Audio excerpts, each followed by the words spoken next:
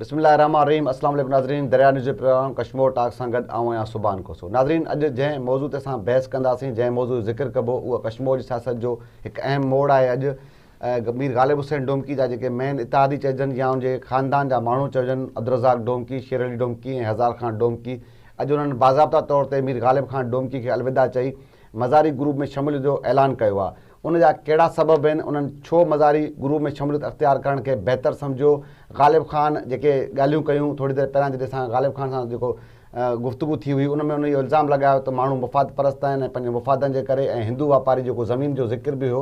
इन सॼे मामले ते असां बहस जेको आहे त गुफ़्तगू कंदासीं पंहिंजो सीनियर साहब या असांजो हाकिम नसीरानी साहब उन सां। हाकिम साहब, अॼु कश्मीर जी सियासत जो हिकु अहम हिकिड़ी जेके पेशरफ़ चऊं त अब्दुर्रज़ाक डोमकी ऐं शेर अली ख़ान डोमकी जेके मरहूम नज़ीर ख़ान जो हिकु भाउ ऐं हिकु उनजो पगदार पुटु आहे, अॼु उन्हनि बाज़ाब्ता तौर ते सरदार सलीम जान जे ग्रुप में ऐलान कयो आहे। इन ऐलान खे तव्हां बल्दियाती इलेक्शन जी तयारी सम्झो था या जेके ग़ालिब ख़ान चयो त को ज़मीन जो मामिलो आहे ऐं ज़मीन जे पंहिंजे मुफ़ादनि जे करे हीअ माण्हू होॾे विया आहिनि, आख़िरी इहो मामिलो आहे छा?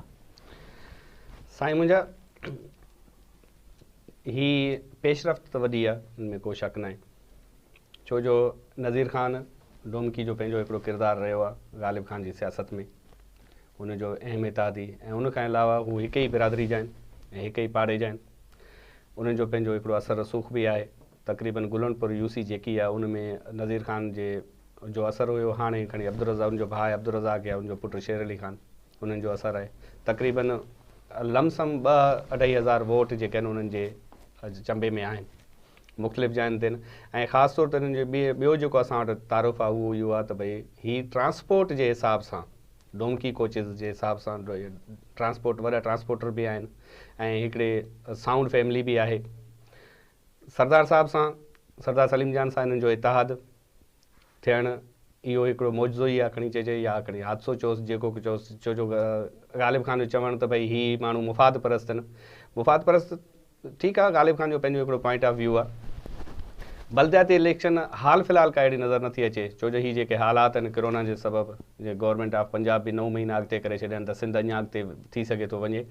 हिन वक़्तु जेके अहम इशू इहो आहे त भई जेके हिननि जा मसइला आहिनि, ग़ालिब ख़ान जे चवण मुताबिक़ त ज़मीन वारो मसइलो, पर जेको शेर अली ख़ान जो चवणु आहे इहो त भई हिननि सां असांजूं रंजिशूं आहिनि। जेको ग़ालिब ख़ान सुठे नमूने मसइला मसाइल असांजा हल नथो करे, उनखां नथा थी सघनि, इन जे करे असां सलीम जान ख़ान ॾे अची करे ऐलान कयो आहे।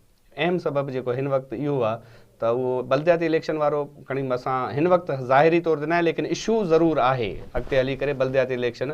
छो जो यूसी गुलनपुर जेके आहे उते हिननि जा वॾा वोट आहिनि ऐं यूसी पूरी सारी उहा हिननि जे हवाले ई हूंदी आहे ऐं जंहिंखे चाहिनि वोट ॾियनि। अच्छा, हिकिड़ो तासुर आहे माज़रत सां, हिकिड़ो तासुर आहे कश्मीर में जेके सियासी सुञाण जेके माण्हू जेके सियासत ते नज़र रखनि था कश्मीर जे, उन्हनि जो चवणु आहे त मीर ग़ालिब ख़ान खे इहो सियासी तौर ते हिकु वॾो धकु आहे। तव्हां इन ॻाल्हि सां मुतफ़िक़ आहियो? बिल्कुलु धकु आहे। अहम फ़र्द आहिनि ऐं हिकिड़े इलाइक़े जा मोतबर आहिनि ऐं उनजे पंहिंजे ख़ानदान आहिनि। सियासी लेवल ते वॾो धचको आहे ग़ालिब ख़ान जे लाइ, बिल्कुलु वॾो धचको आहे जी। अच्छा, हिकिड़ी ॿी ॻाल्हि इहा जेका मां तव्हां अगरि इंट्रो में मां नाज़रीन खे न ॿुधायो, ग़ालिब ख़ान जो चवणु आहे त हीअ माण्हू कश्मीर जो हिकु हिंदू आहे जेको हितां लॾे वियो, उनजी ज़मीन जो मामिलो, हिननि जो वालिद उहा ज़मीन खपाए वियो, उन ज़मीन जो हिननि वटि कुझु पेमेंट हिननि कई ऐं कुझु न करे सघिया, हिन जे कब्ज़े में ज़मीन वधीक आहे, मामिलो उन ते आहे, हीअ उन ते कावड़ियल आहिनि ऐं मां हिननि जी इहा हिकिड़ी जेका सपोर्ट आहे, ख़ुदा लॻे मां नथो करे सघां। इन ॻाल्हि में का सदाकत या रुसण खां पोइ ई थींदो आहे? बसि उहो पहिरियां इहे ॻाल्हियूं ज़ाहिर न पियूं थियनि, हाणे खणी छॾे विया आहिनि। थी सघे थो मुमकिन आहे अञा हालात अॻिते हली करे ज़ाहिर थींदा, जेकॾहिं हुन जा को ग़ालिब ख़ान शायदि सुप्रीम कोर्ट जो बि ज़िक्र कयो आहे त भई असां सुप्रीम कोर्ट ताईं इहे हिंदू बिरादरी वई आहे, उहे बेसिकली इंडिया हलिया विया की हाणे इन ॻाल्हि जो सियासत सां नाराज़गी सां तालुक़ु ज़रूरु आहे। जेकॾहिं इहा ॻाल्हि ग़ालिब ख़ान जो जेको इल्ज़ाम आहे उहो उन ते हाणे उहो इन जे बारे में जॾहिं उन्हनि जो मौक़िफ़ साम्हूं अचे डोमकी बिरादरान जो, शेर अली वारनि जो, त पोइ असां उन ॻाल्हि खे अहमियत ॾेई सघूं था। बाक़ी हाल फ़िलहाल इहो इल्ज़ाम लॻे थो पियो। अच्छा, हिकिड़ी ॿी ॻाल्हि आहे, सियासत में रुसामा परचावा थींदा रहंदा आहिनि। सरदार सलीम जान खां बि पंहिंजा जेके मेन वॾेरा आहिनि, ख़ासि तौर ते ग़ुलाम हुसैन मज़ारी कावड़बो आहे, परची वेंदो आहे, गुज़िरियल इलेक्शन में कावड़ियल हो, हाणे परचियल आहे। ख़ासि तौर ते जेके गुलाणी बिरादरी जा माण्हू आहिनि, वॾेरा आहिनि, इहे बि अक्सर सरदार खां कावड़बा आहिनि, परचबा आहिनि। सरदार सां जलाल मज़ारी नून लीग वारो कावड़जी वियो, वरी परची वियो। मज़ारी खे परचाइण जो ॾांव आहे या मज़ारी में लचक आहे? ग़ालिब ख़ान जा जेके बि माण्हू आहिनि रुसन था परचनि नथा, मामिलो छा आहे? तव्हां जेकॾहिं ॾिसो था पिया सुभान साहिबु, ग़ालिब ख़ान जा जेके पंहिंजा वेझा माइट एतिरे ताईं जो जेके सौट अथसि उहे बि मज़ारी ग्रुप सां आहिनि, इतादी रहिया आहिनि, पोइ इलेक्शन में बि इतादी रहिया आहिनि, जंहिंमें तारिक ख़ान जो या ख़ालिद ख़ान जो पुटु अमीर जान उहो बि रहे पंहिंजो ग़ालिब डोमकी जो सौट आहे, लेकिन ग़ालिब डोमकी सां उनजो सियासी इतिहाद न आहे। सरदार साहिबु, सरदार सलीम जान, मुंहिंजो मुराद सरदार सलीम जान आहे, हिन माण्हू में लचक बि आहे, तमामु घणी लचक अथसि। सियासी लेवल ते ही माण्हू कश्मीर जो सियासी बादशाह आहे, कश्मीर जी सियासत खे तमामु बहितरीन अंदाज़ ॼाणे थो। ऐं ॿी ॻाल्हि तव्हांखे मां थोरो वधायां त सरदार साहिबु कंहिं ॾे मेड़ खणी करे कंहिंखे न परचायो आहे अॼु ताईं। असां जेको ॾिठो आहे त जेके माण्हू नाराज़ थिया आहिनि उहे माण्हू वरी फिरी करे पाण अची करे सरदार साहिब खां माफ़ियूं वरितियूं अथनि ऐं सरदार साहिबु उन्हनि खे माफ़ु करे छॾियो आहे। सियासत में लचक ज़रूरी आहे जेका सरदार साहिब में आहे।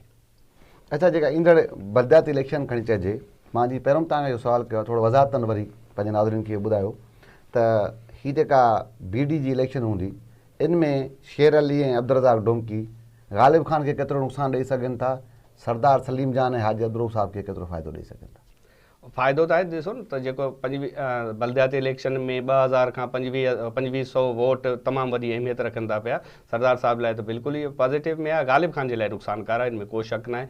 ऐं अॻिते हली करे ॾिसिजे छा थो थिए, लेकिन हिन वक़्तु जेकी पोज़ीशन आहे उहा अॻु में ई जेको आहे सरदार सलीम जान जे हक़ में हुई, उनजा पंहिंजा वोटर आहिनि काफ़ी जेको आहे डिफरेंस सां 10-15 हज़ार जे सूबाई सीट में जेको आहे उहो खटे विया आहिनि हाजी अब्दुल कोसो साहिबु। हाणे इहे सभु शयूं बिरादरनि जो तमामु वॾो अहम रोल हूंदो आहे बलदियाती इलेक्शन में। हाणे बलदियाती इलेक्शन में हाणे ही डोमकी बिरादरी जॾहिं हेॾे आई आहे त पोइ ज़ाहिर आहे इहो सौ सिधो फ़ाइदो आहे सरदार सलीम जान जे। ग़ालिब ख़ान लाइ नुक़सानकार आहे, बिल्कुलु ई नुक़सानकार आहे, अॻु खां वधीक अॻिरो नुक़सानकार आहे। वॾी महिरबानी तव्हांजी हाकिम नसीर साहिबु। नाज़रीन, असांजो साफ़ी दोस्त आहे सीनियर साफ़ी हाकिम नसीर जो चवणु आहे त जेके डोमकी ख़ानदान जा जेके ॿ अहम फ़र्द आहिनि, जॾहिं अॼु मीर ग़ालिब ख़ान डोमकी खे सियासी तौर ते अलविदा चई सरदार सलीम जान जे ग्रुप में शामिलु थिया आहिनि, इन सां मीर ग़ालिब हुसैन ख़ान डोमकी खे नुक़सानु थींदो ऐं मज़ारी साहिब खे सियासी तौर ते फ़ाइदो थींदो। अॼु जे हिन प्रोग्राम में असांखे प्रोग्राम खां असांखे ॾींदा इजाज़त।